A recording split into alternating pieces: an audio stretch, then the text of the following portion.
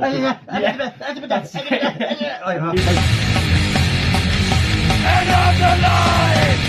Welcome back to Tied Down TV, the punk rock opinion show with me, Geoff. I'm Danny. And today we're doing top 5 bands wish we got to see live, never did. Probably never will, for various reasons. But before we get into it, I just want to do a couple of shout-outs. Like, first shout-out, we've got a very, very good friend of the channel from Venice in Florida named Sybil. She very kindly sent us some old flyers from back in the day. Look at them. Some quality stuff here. I mean, Discharge and Suicidal Tendencies, the Bad Religion, Into the Unknown tour. Just, look at that, Youth Brigade, Aggression, 7 Seconds. It's just some absolute quality stuff. So thank you very much, Sybil. We're really appreciating of that.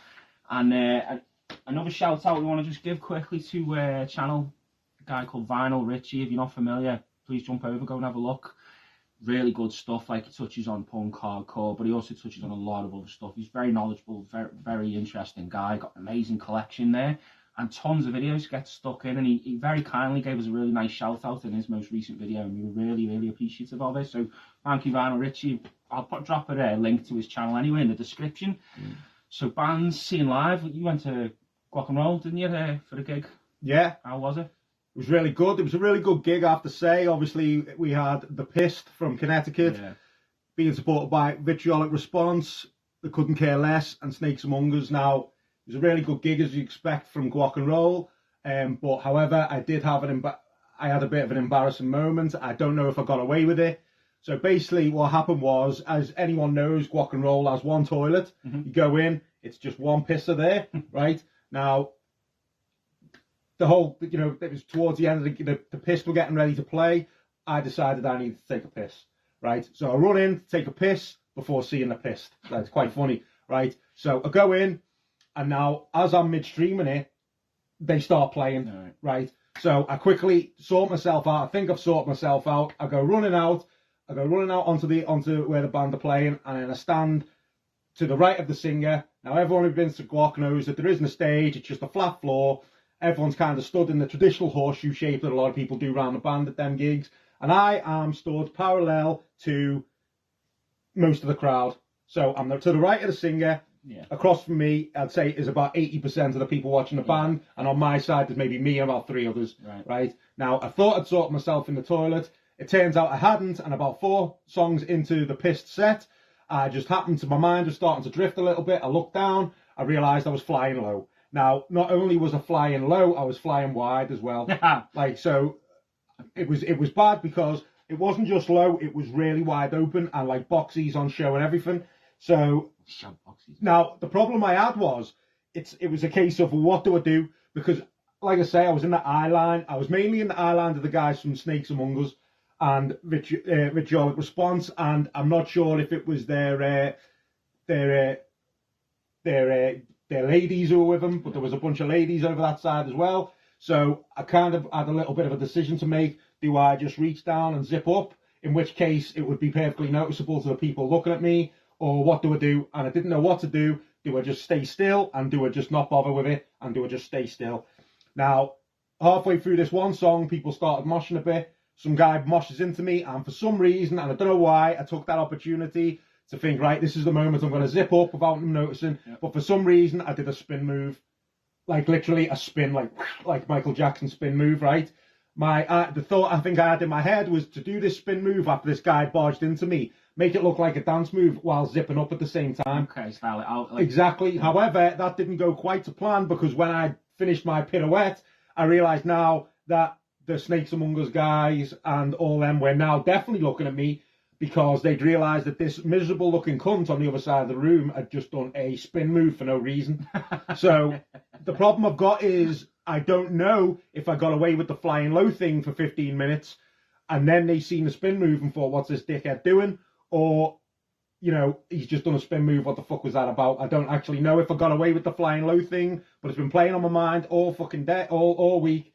So I need to tell a story. So yeah, if you see me do a weird Michael Jackson spin, that is why I did it. But yeah, it was a great gig. Everything, all the bands were great. Snakes Among Us, we've seen them before. Yeah, the Couldn't Care Less were good. Vitriolic Response, you'd have loved them, like crust punky stuff. Yeah, from tell me about them. Yeah, which was really good. You'd have liked that. And it all went pretty good, apart from a few fucking Muppets who came in at the end from, I think they'd come from next door, tried to like just fucking ruin the harmony a little bit at a gig. It's only like 3 little gimps, but Mike fucking disposed of them pretty sharpishly. But other than that, the gig went amazing, and it was a really good gig. But yeah, if you could just shut your face for a minute and we could get on with this list. I'm going to start off. So, well, before we start, maybe we should just cover one thing that we did say. Neither of us have picked the obvious choice. That's right. So yeah, there was going to be a fight who was going to pick Bad Brains. Yeah. Obviously, everyone knows Bad Brains. If you're going to see a band from hardcore world or the punk world, heyday. Yeah, you've got. So think about it like this, right? We've got 5 golden tickets laid out in front of us. Yeah. Like, have you seen Last Action Hero where he gives him the golden ticket and it sucks him into the screen? That's exactly what the theme of this show is. You've been presented with 5 golden gig tickets to transport you to any gig you want of any time. And let's be honest, most people in the punk world of our age are probably going to pick Bad Brains. Yeah, you never got to see them at their height. So. Yeah, so it's going to be Bad Brains you're going to go for. So for that reason, neither of us have picked Bad Brains because it's so obvious. Yeah. Right. But I'm going to go first, and I've actually only picked one hardcore band on my list of 5 here. I'm going to go first. I'm going to go the Ruts. Seen the Ruts DC. Without Malcolm Owen, it ain't the same. I've seen enough footage of the Ruts originally from the late 70s to know how they're one of my favourite bands anyway. Yeah. But to have seen them with the original singer Malcolm Owen, who I do believe was a genius, would have been something. And I've always said that when what the band have released is brilliant, and then their B-sides are also brilliant, then you've got a great band right there. Yeah, and definitely. Do you know what I mean? And I think I've said it before, the set bands from the 70s are the most underrated one. I actually think they're probably the best one. Do you know what I mean? And yeah, I've not got much more to say other than my first pick. My number 1 is the Ruts. Yeah, they're fucking great, man. They're amazing band. Mm-hmm. All right, well, I'll go my first pick, should I say. So I've gone with Fugazi. Now, I've said before on our post-hardcore one, especially Fugazi, one of my all-time favourite bands. It's been mentioned in almost every video how much I love Discord records as well. So Fugazi were a band who I probably had a chance to... I would have had a chance to see them if I'd have been more of a fan before they went on indefinite hiatus, as they called it. So they went on hiatus in 2003. I probably got into them around 2001, maybe-ish, when the Argument album was just coming out, which was the last one they released, but I'd already kind of heard 13 songs and Repeater. I just wasn't into them enough to have, even looked to see if they were touring, playing. And I think their very last show was in Manchester in the UK. I think that was the very last show they've ever played. And then it wasn't at the time, wasn't announced this is their last tour. Yeah. They didn't, Ian MacKaye still says today, like, as far as I'm concerned, I'm still in that band. They're just on hiatus. They're doing different things. They live in, they can't devote the time they used to. So, I kick myself maybe if I'd have just maybe been a little bit more, but I'd love to see them. I love their whole career. I love everything they do. They never played, when they played live, they never played the set lists. So any night you went, you could have heard any of the 80 odd songs or whatever they had in their repertoire. Fucking class. All 4 members come from all the class bands from the DC area. And, what more can you say? You want to know about Fugazi. There's enough written about them out there, but that's my number 1. My number 2 is Joy Division. Obviously one of the big staples of British music. Yeah. And I think to have seen them would have been something, obviously, with the 4 guys and all that. And they do you know what I mean? And it was so innovative at the time. And you've all seen footage and you've all seen what they brought to the table. It was something that had never really been heard before. Yeah. And just to imagine seeing that for the first time, it would have been amazing. And I've always said, whenever you look at pictures of Joy Division, you feel fucking freezing just by looking at them. You think, fucking hell. So you can imagine what the atmosphere of a gig would have been like. And just seeing Ian Curtis do his crazy dancing on stage and just seeing the whole setup would have been something unbelievable to see. Space on dead low and exactly. So obviously you had New Order after, who are also a brilliant band, and there's been a few spin-offs like Peter Hook and the Light. But to see Joy Division would have been amazing, would have been something else. So that's my number 2. Yeah, I'd second that one as well for me. Like, Joy Division definitely be up there. Yeah. So my second pick, I've gone for Rudimentary Peni. Now, Rudimentary Peni, little bit legendary, Anarcho death rock band fronted by Nick Blinko, who's a fucking genius, very troubled mind as well. I've waxed lyrical about them a bit when we did the Anarcho show because I picked Death Church, and they're probably one of my favourite bands, especially from that period. I just kind of love all the aesthetics, the artwork, and to see them live is actually quite a... If you could say you've seen them live, not many people did, because they only played live, I don't know the numbers, but I think they stopped originally playing live pretty much in like the sort of 83, 84, something like that.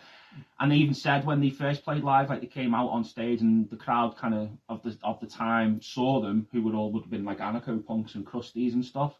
And Rudimentary Peni came out with mop haircuts and just, you know, regular kind of accounting sort of clothes. Mm-hmm.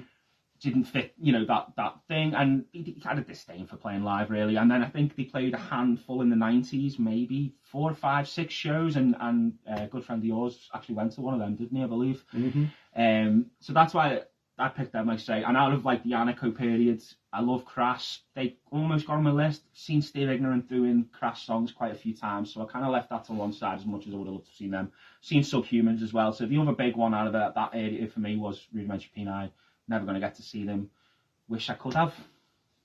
My third pick, and I believe making their debut on the Punk Rock Opinion show, and I don't believe we've ever spoke about them, is The Jam. Paul Weller, Bruce Foxton, Rick Buckler. Obviously, there's something about trio bands anyway. I always think the best written music often comes from trio bands. And their music covers, you know, they punk, new wave, R&B, pop, 60s rock. You know, I've said, now my mate Jed is a huge Jam fan. And I had this discussion with him a while ago where I said I'm not a huge fan of any one album, but I do actually think they are one of the best British greatest hits bands. Like a singles band. Yeah, you get an album like Snap, for instance, and just put it on, even if you're not familiar with the Jam, just put it on and you just count the amount of hits you recognise when you put that on. You know, and to have seen them live. Now, I think they existed from 72 to 82, but I don't think they became the band we knew really as the Jam. They were a 4-piece originally, yeah, till around 70. Well, they recorded their first stuff, I think, around 77. Yeah. So they didn't. So to see them in their formation that we knew was a very short period of time.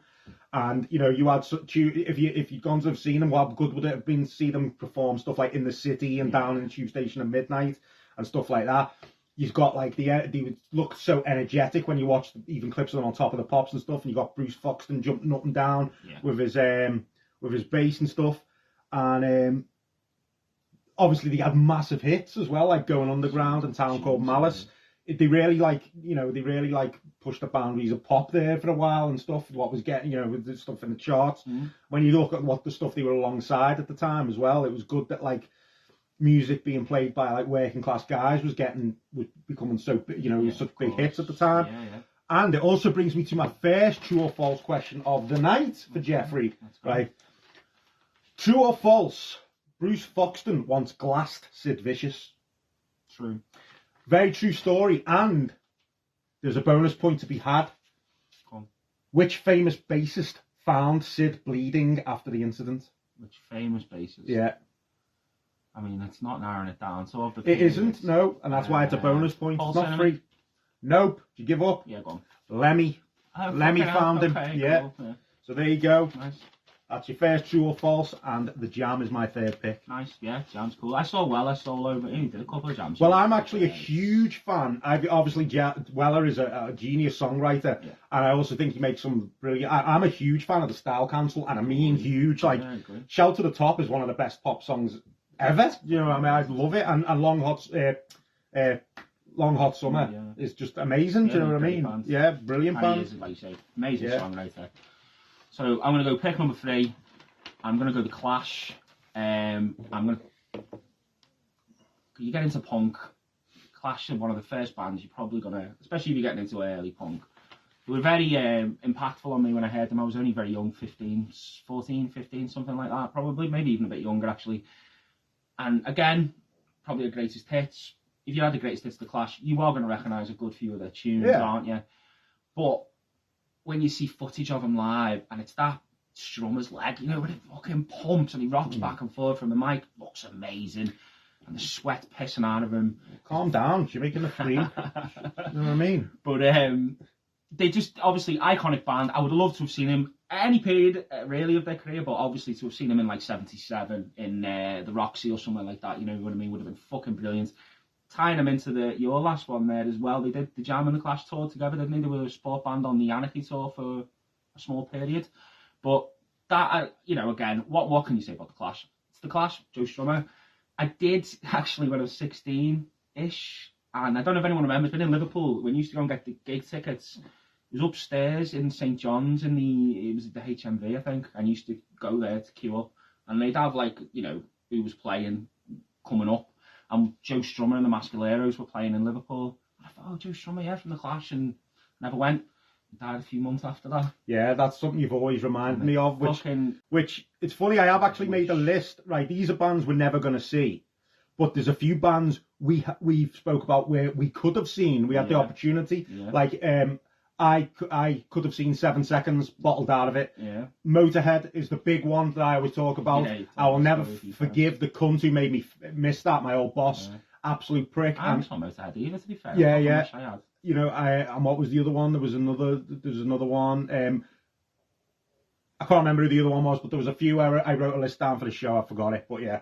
But yeah, there was a few. These are bands that we're never going to see, and that is one you've always spoke about. Was like, I know it wouldn't have been the Clash, but it would have been Strummer, and he would have done some Clash anyway. Yeah. But that's my third pick. My fourth pick is the only hardcore band that's made it onto my list, and that is Warzone from New York City. Everyone who's watched these shows now probably knows about my love going back since I was very young to New York hardcore.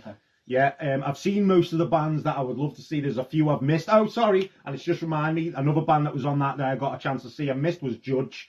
About 10 years ago in London it was. And I was quite a shy guy then, and it was with a busload of people I didn't know when I bottled it. But yeah, most of the other bands from New York who I've wanted to see, I've managed to see. But one band I'm never going to see is Warzone, obviously fronted by legendary Rabies, who died in '97, unfortunately, of pneumonia. He was the only sole member right through their career. And, you know, you had, you know, such a strong figure singing about unity and all this type of stuff. And they were a band no one seems to dislike. Everyone just loves Warzone, don't they? Do you know what I mean? And you see, pictures of their gigs and that, and it just looks like absolute chaos. And I would have loved to have seen Warzone back in the day, back in the Don't Forget the Struggle, Don't Forget the Streets days. I just think that would have been absolutely incredible. So yeah, my fourth pick is Warzone. Awesome, nice. My fourth pick, I'm going to go Operation Ivy. So Operation Ivy, most people are probably aware if you're into punk, especially American punk, formed in '87, split in '89, featuring two very prominent members of the California punk scene, Tim Armstrong and Matt Freeman, who went on to form Rancid afterwards. But Operation Ivy, as I say, only existed for 2 years, released one album, one EP, handful of compilation tracks, and are so massively fucking influential on stuff that came after it, unreal. I obviously became a massive fan when I was younger, and I was into Rancid first, and it was who's now my brother-in-law at the time, was my sister's boyfriend, used to work with someone who was into punk who told him to get onto Operation Ivy. He got the CD, the compilation CD, lent it to me, the rest is fucking history. Just an amazing band, just, you know, mixing ska, punk, coming from the Gilman Street scene in California, late 80s, early 90s. And I say, just so influential, so important for me as getting me into music and punk music especially. I'd fucking given a right arm to see that band play within that period. I saw Rancid do three Operation Ivy songs once at one of the gigs I was at, you know, it was okay, but obviously Jesse Michaels wasn't there doing the vocals, so it wasn't the same. My last pick, am I my last pick? Yeah. Last pick, yeah. My last pick, the Ramones. You know, I don't really think I have to say much, do I? 1, 2, 3, 4. I could say that. Yeah, but yeah, you know, legendary band from New York again. But imagine seeing them in CBs in the late 70s. Mate. Oh my God, how good would that have been? Not Joey Ramone, fucking. Yeah. Oh my God. I mean, you're talking about one of the most perfect bands ever. Yeah. And it's kind of funny, I've mentioned it before, when I was really young, I kind of didn't like it wasn't until I started hearing the more Phil Spector inspired tunes. Don't Come Close. Yeah, stuff like that I really started getting into them. I'm a huge fan of girl groups from the 60s. Yeah. And it wasn't until I started listening a bit more deeper to the Ramones and I heard stuff like I Remember You and stuff like that, and just being like, oh my God, this is real like homage to all that stuff, like the Shangri-Las and that. And then my love for them just grew over the years, and they're just, everything about them is just perfect. I don't think there's anything, you know what I mean? I agree. Yeah. Can't gush over that band enough. Fucking amazing. So my fifth pick is the Ramones. It's just like that. Apparently live as well, especially then, like the songs they played them even faster, didn't they? They just fucking barreled through so many songs, come in, introduced every song with the 1, 2, 3, 4, and you know, 25 minutes later and they played like 30 songs or something. That's fucking it would have been amazing. So my last pick is gone for the legendary Minor Threat. Now, obviously I picked Fugazi, it's my first pick, so second Ian Mackay choice, but as I said, love Discord. Oh, Discord, yeah. Yeah, funny enough. But also, as I've also said many times, for me, Minor Threat, one of the most perfect hardcore bands for their time period. Didn't stick around long enough to make any shit songs, I don't think, or any bad records. But when you see again footage, I used to actually have a DVD of some of their live stuff. I've got a DVD, Minor Threat live. Yeah. Well, I had that as well. I don't know, maybe you got it off me or you bought it. I got it from Pro Records back in the day. I bought it from as well. But I don't know where it's gone. And I had it years ago, and it looked fucking awesome. But you just, you know, you've seen footage, those 80s hardcore shows, people diving, jumping all over each other. And just to have been there in the crowd where Ian's fucking screaming, and he had that like that weird fucking like bounce. Fucking great.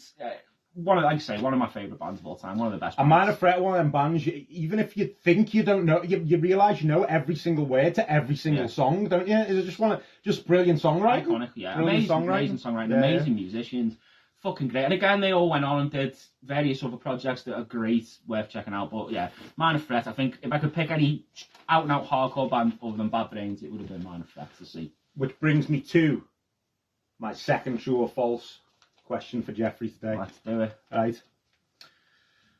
True or false? The reason Ian Mackay wears his hat so far back on his head is because he once fell asleep in his front garden and a seagull laid an egg in his hair. False. You got to start getting your research better. Okay. It's true.